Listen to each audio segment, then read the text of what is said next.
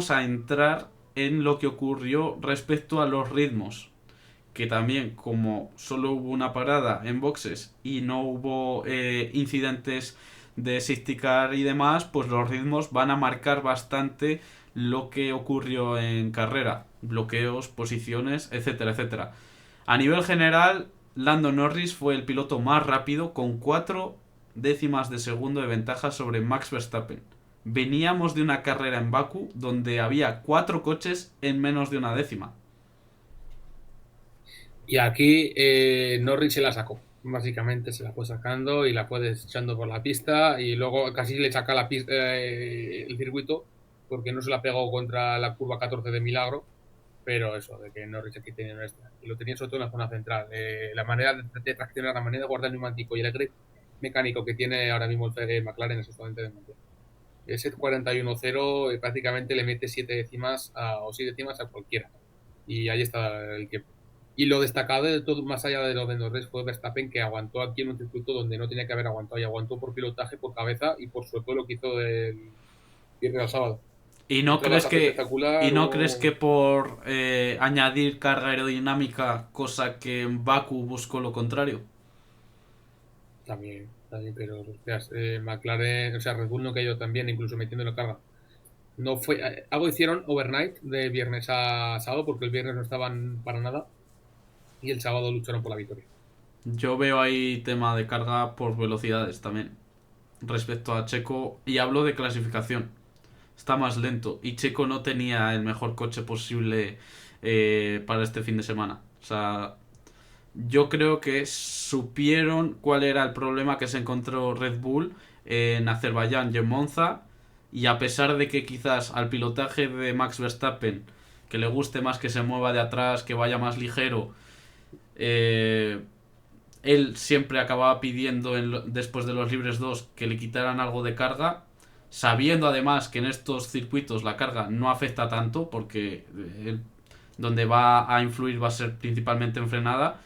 En este circuito dijeron, no, aquí vas a ir con carga porque el Red Bull necesita tener esa estabilidad y funciona mejor cuanta más carga lleva.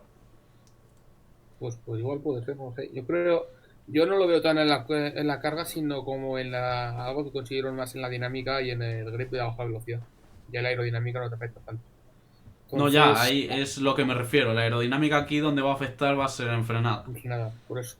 Sacaron algo, consiguieron algo en overnight, del viernes al sábado, y esta victoria es de Verstappen, pero también muy importante del equipo de simulación de Milton Keynes y de Sebastián Buemi, que creo que es el piloto de simulador, que eso es donde realmente sacaron todo el esto de lo que podía dar el coche.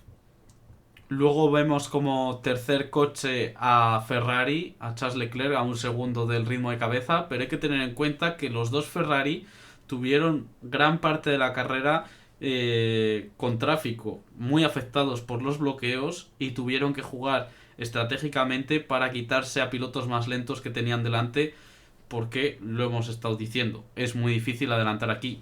Quien sí perdió y se quedó sin ritmo fue Mercedes, que ese segundo coma uno prácticamente por vuelta de Russell a Norris es totalmente real. Sí, sí. Ferrari perdió por bloqueo, pero Mercedes quedó claro que aquí no es un coche para estas cosas. Le faltaba mucho grip, le faltaba velocidad a baja velocidad. Y es un coche para eficiencia, es un coche de correr y de control tipo codraje. No es un circuito. Lo hablábamos muy claro en la previa. Teníamos claro que Mercedes debería ser el cuarto coche aquí. Realmente lo ha sido. Ha aprovechado los errores de Sainz y de Pérez para pasar de P7 a P5, pero el Mercedes necesita circuitos que exijan eficiencia. Y aquí es un circuito que te permitía un poco de eficiencia, que te permitía tirarle mucha carga al coche porque lo que ibas a perder con un drag era bastante reducido en comparación a lo que ibas a ganar en la frenada.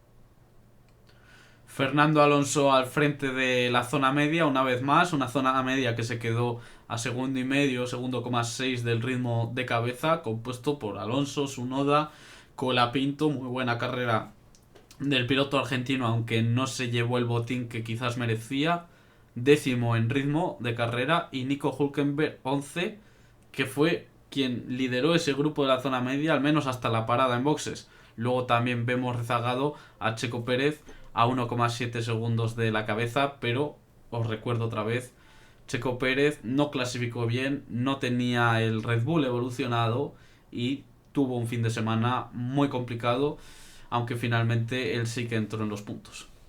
Me quedó aquí muy claro de Red Bull, o sea, de Alonso se ve muy claro en la imagen de sectores. Primer tramo 28,9, que está a una décima o cero del primer tramo de la cabeza.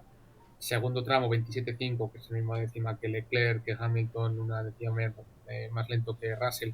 El tercer tramo. Solo, sí, el tercer tramo. Norris, Piastri y Verstappen eran más rápidos ahí, pero es que todo, absolutamente todo está en la zona central. Es que Y está en eso es lo rojo. que El segundo es sector lo hemos pintado de rojo. por eso, algo que trabaja bien, algo que se marca bien. Y que aquí se dejó muy, muy evidente que ahí estaba el tiempo. Tú ves incluso por detrás, Tsunoda era más rápido ahí, a pesar de que el primer tramo y tercero era más lento. Con el Pinto lo mismo, Pérez lo mismo, Richardo lo mismo, todo el mundo estaba detrás. Y ese es el problema. Y luego vamos a ver por qué. Porque en este segundo sector fue donde de verdad falló y donde de verdad se vio por qué el Aston Martin ni está ni va a estar en el grupo delante. Tú le quitas este medio segundo y pones al Aston Martin en el grupo de Ferrari y de Mercedes aquí. Pero con este medio segundo, que es la razón de sus problemas, lo pones en la altura de la zona media. Y eso es lo que separa de la zona de cabeza de la zona media de las tomas. Muy claro aquí. Se ve aún todavía más claro en esta tabla del ritmo sectorial, donde McLaren domina con Lando Norris los tres tramos, el mejor monoplaza para esta pista. Piastri es competitivo en el primer sector. Verstappen supera al piloto australiano tanto en el segundo como en el tercero, siendo el segundo el más relevante de este circuito. Luego, lo que decías anteriormente, Alonso al nivel en el primer y tercer sector, al nivel de la cabeza, de los más rápidos. El segundo es el gran problema que tenía este fin de semana. Claro. El primer tramo, Alonso está a 0,1 de Leclerc, Verstappen y Russell. P7. En el sector 3 está P7 a 0,2 o 0,15, no está mucho más. El segundo tramo está P14. Pero es que Stroll está P14 en el primer tramo, P17 en el tercer tramo y en el tramo central P19. O sea, el problema está ahí. El problema está en el sector central, el problema está en la curva, que luego lo podremos ver más en detalle, imagino. Y el problema está que esas 5 décimas que le separan del grupo son las que hacen que luego Richardo, Tsunoda, Colapinto, Pérez, Albon, Hulkenberg sean más rápidos que él y acabe metido en la zona media. El problema que tiene esto, el tiempo se hacía ahí. El tiempo se hacía en la zona central con las 5 esquinas de Singapur, de la curva 7 a la 13, y pasaban cosas en estabilidad de frenada, en rotación a baja velocidad, que veremos más claras, que explican por qué Aston Martin no va y no va a ir cada año. Eso queda para el Insight, que irá bastante más adelante. Ahora vamos a ver cuánta gestión hubo en esta carrera, donde finalmente, al no aparecer el safety car, los pilotos fueron buscándolo y terminaron alargando bastante esa primera tanda con el neumático medio.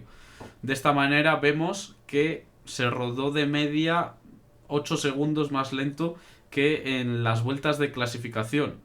Ahora bien, eso hay que tenerlo en cuenta. La pole position la consiguió Lando Norris, pero es que Lando Norris además voló en carrera, fue de los más rápidos, de los que menos gestión se dejaron, y eso que extendió su primera tanda más que su compañero de equipo, no, más que Max Verstappen, más que los Mercedes y más que Carlos Sainz, por ejemplo. Esa es la clave. El tiempo que se guarda y cómo gestiona McLaren los traseros. Y cómo gestiona McLaren la dirección y el neumático.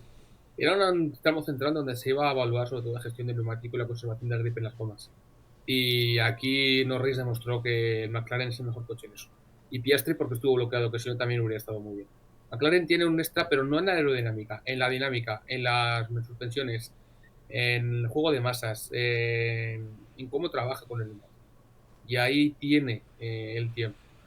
Y aquí fue donde de verdad se llevó todo. Luego Ferrari perdió 6 décimas, sobre todo en la zona central, A pesar de donde no hacer una gran Q3, o sea que aquí eso es. Ferrari falló un poco más el domingo, pero también porque tuvo muchos bloqueos. Tú realmente comparas a Norris con sus rivales y te das cuenta de que todo está en la zona central por la manera en que se estudia el neumático. Con Verstappen, 3 décimas, zona central. Con Russell tienes 6 décimas, 0,4 en la zona central y Russell porque pierde un poco más la acción de la vuelta.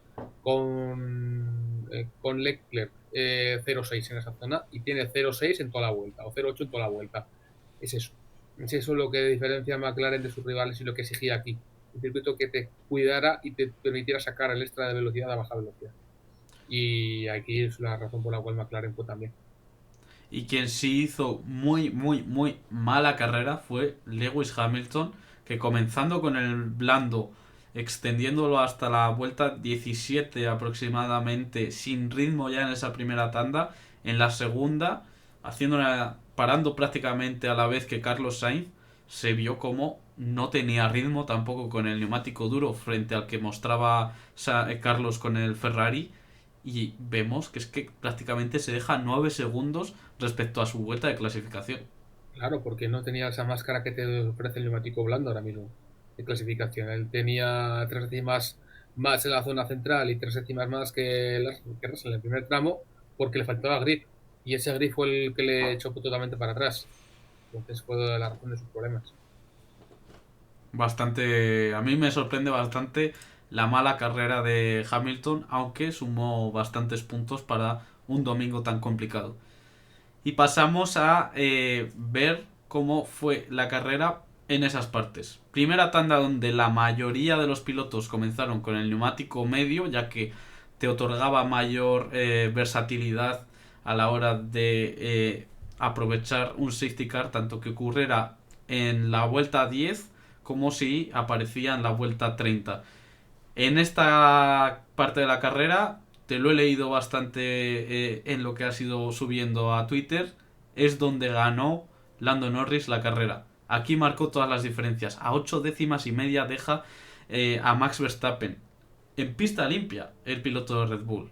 A un segundo a su compañero de equipo Piastri, que aquí sí que estaba bloqueado detrás de los Mercedes, y vemos ese efecto de bloqueo porque está prácticamente en ritmo de Hamilton y de Russell. Y luego por otra parte Charles Leclerc extendiendo más esa primera tanda con el medio, pero con un gran efecto de bloqueo en las primeras 20 vueltas de carrera. A ver, aquí hay dos cosas que convergen en las dos partes. Primero, McLaren era una carrera en la que tú tienes que definir cuánto riesgo tomabas. Los tiempos no son de ser súper rápidos porque estamos hablando de 29 en quali y de 37 en carrera. Pero lo que hizo McLaren fue tomar menos riesgos, apostar más por o sea, tomar menos control, coger más riesgos, apostar más por la velocidad en la pista y eso fue lo que le dio 8 décimas. Tenía 4 décimas en la zona central, 3 décimas en la zona final. Básicamente porque era capaz de ir mucho más rápido que Norris y que Verstappen en esa parte de la vuelta. Si estuviéramos hablando de que los todos iban al máximo, seguramente no está diferente hubiera sido medio. Pero una carrera tan de posición y de esperar y de aguantar, ellos decidieron no esperar y por eso sacaron todo el tiempo que pudieron tener. Luego, Mercedes demostraron que no tenían velocidad, que la cual ya había sido una cosa, pero el neumático nuevo se acaba y el neumático usado demuestra cuál es la realidad del coche. Y ahí es donde de verdad se demostró que no tenían esa capacidad.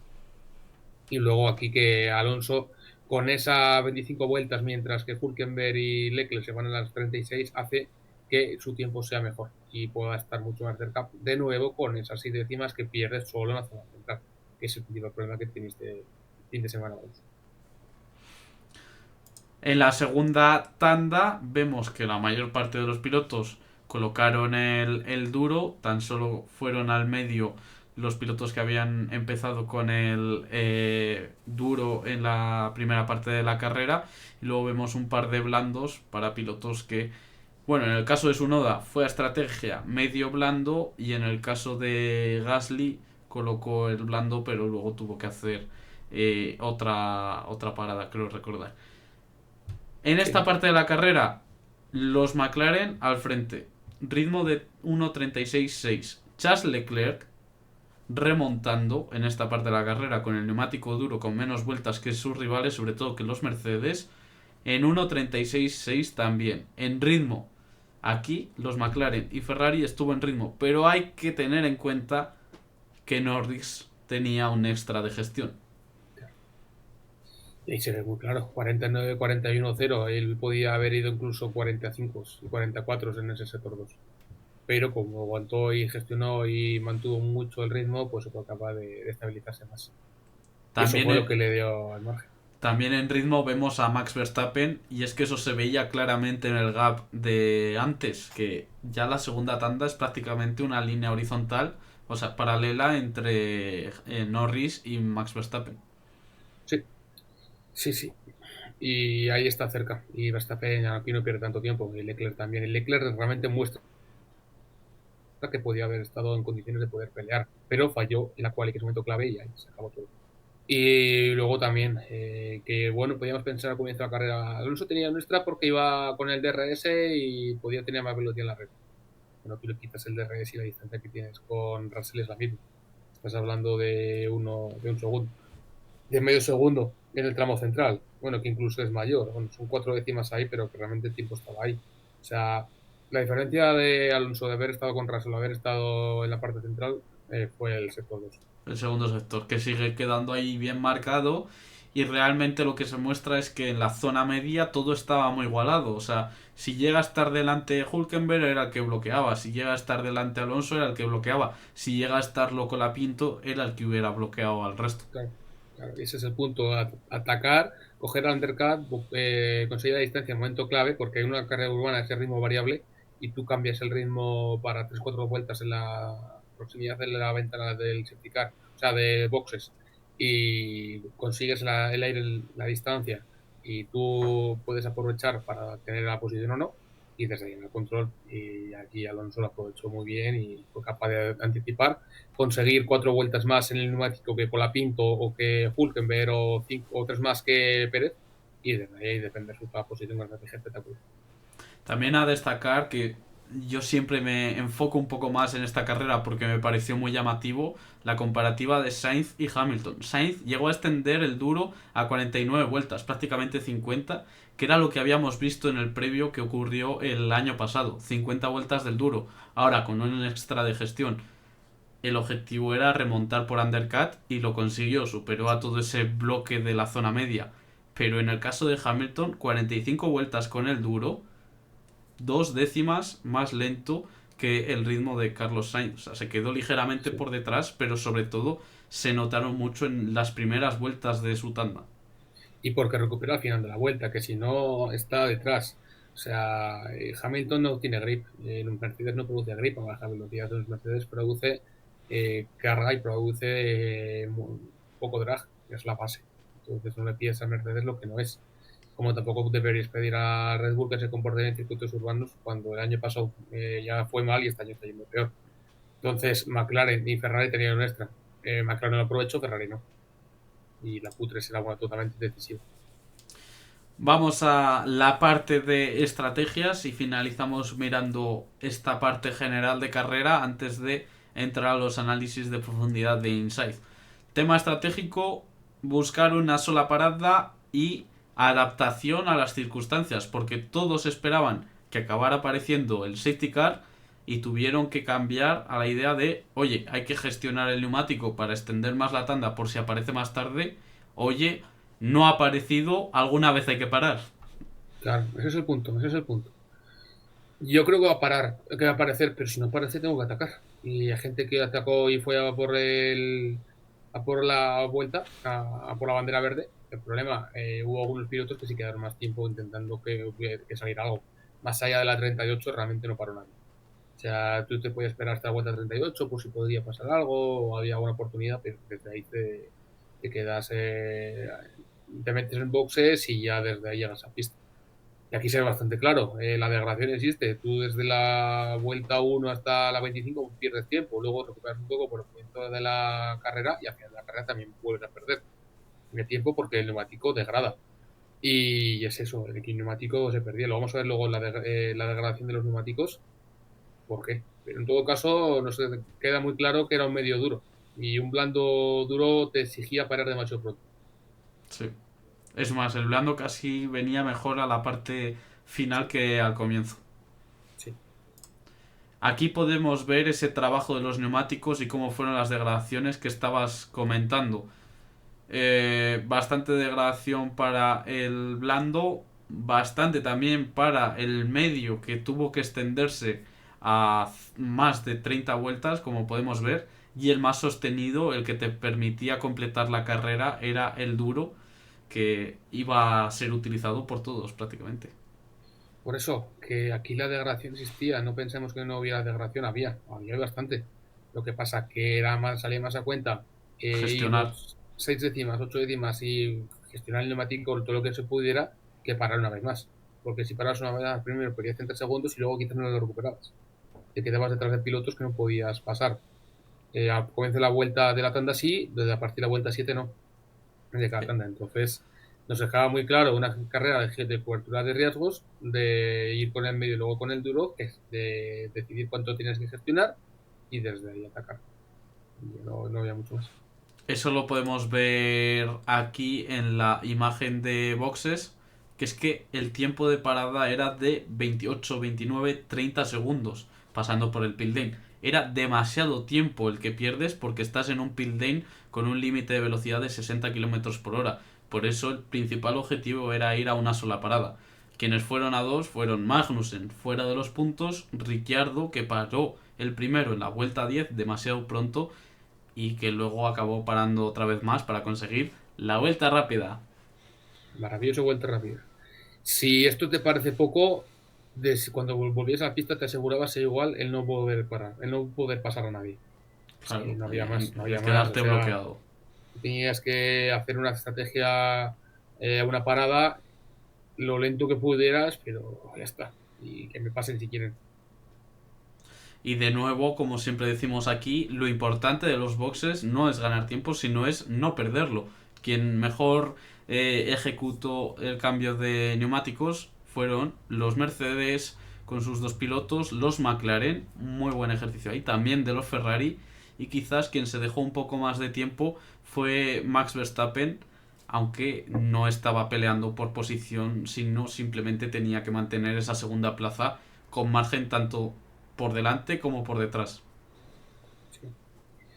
Digamos, una parada bastante sencilla, 28 a 30 segundos. Como siempre decimos, importante no perder tiempo. Vas a ganar muy poco, pero puedes perder mucho. Y aquí los mejores Mercedes, luego McLaren, luego Ferrari. Ellos pusieron sus paradas entre las 8 y 9 mejores de la carrera. Dos paradas que tuvieron que hacer los mejores de la carrera.